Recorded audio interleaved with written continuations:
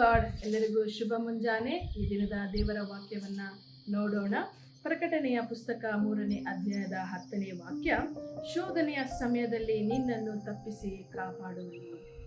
ಹೌದು ಪ್ರಿಯರೇ, ಈ ಲೋಕದಲ್ಲಿ ನಾವು ಜೀವಿಸುವಾಗ ಯೇಸು ಕ್ರಿಸ್ತನು ಈ ಒಂದು ಲೋಕದಲ್ಲಿ ಜೀವಿಸುವಾಗ ಹೇಳಿದ್ದಾರೆ, ಲೋಕದಲ್ಲಿ ನಿಮಗೆ ಸಂಕಟ ಉಂಟು ಎಂಬುದಾಗಿ.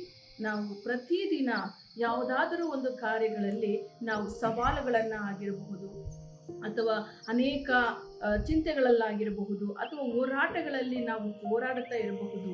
ಆದರೆ ಕ್ರಿಸ್ತನಲ್ಲಿ ಇರುವಾಗ ಯಾವುದೇ ಹೋರಾಟಗಳು ಶೋಧನೆಯ ರೂಪದಲ್ಲಿ ನಮ್ಮ ಜೀವಿತದಲ್ಲಿ ಬರುವಾಗ ಆ ಶೋಧನೆಗಳಿಂದ ನಮ್ಮನ್ನು ತಪ್ಪಿಸಿ ಕ್ರಿಸ್ತನು ಕಾಯುವಾತನಾಗಿದ್ದಾನೆ. ಹೌದು ಪ್ರಿಯರೇ, ದೇವರು ಮಾಡ್ತಿರುವಂತಹ ವಾಗ್ದಾನ ಇದಾಗಿದೆ, ಶೋಧನೆಯ ಸಮಯದಲ್ಲಿ ನಿನ್ನನ್ನು ತಪ್ಪಿಸಿ ಕಾಪಾಡುವೆನು. ಈ ಶೋಧನೆಗಳ ಸಮಯದಲ್ಲಿ ಮನುಷ್ಯರು ನಮ್ಮನ್ನು ಬಿಟ್ಟು ಹೋಗಬಹುದು ಪ್ರಿಯರೇ, ಆದರೆ ದೇವರು ಎಂದಿಗೂ ಕೂಡ ನಮ್ಮನ್ನು ಬಿಡುವಾತನಲ್ಲ. ವಿಶೇಷವಾಗಿ ಶೋಧನೆಯ ಸಮಯದಲ್ಲಿ ಎಂಬುದಾಗಿ ಬರೆಯಲ್ಪಟ್ಟಿದೆ.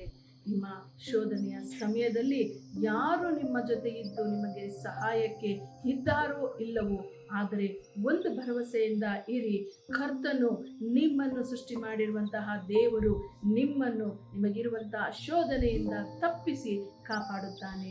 ಪ್ರಾರ್ಥನೆ ಮಾಡೋಣ.